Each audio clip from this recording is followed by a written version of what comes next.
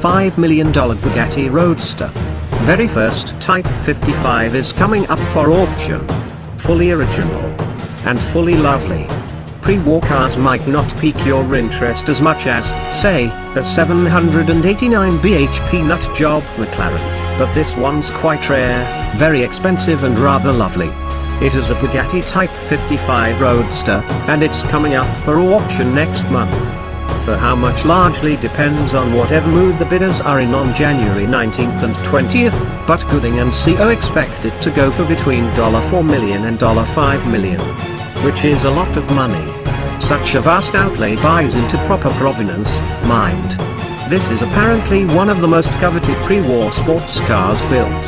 Underneath sits the chassis of Bugatti's Type 45 and Type 47 GP racers, along with a supercharged, twin-cam 8-cylinder engine with 130 bhp. So a far cry from the Bugatti Chiron, but then this was 1931.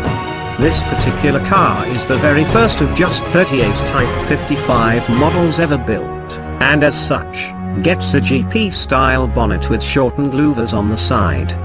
Because long louvers are so 19th century.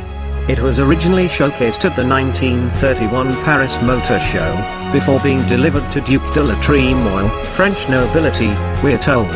After that, a noted Bugatti enthusiast named Dr. Peter Williamson owned the thing for more than 40 years. To this day, the chassis and engine remain original. It's been fully restored too. And let's be honest, it looks quite amazing, no?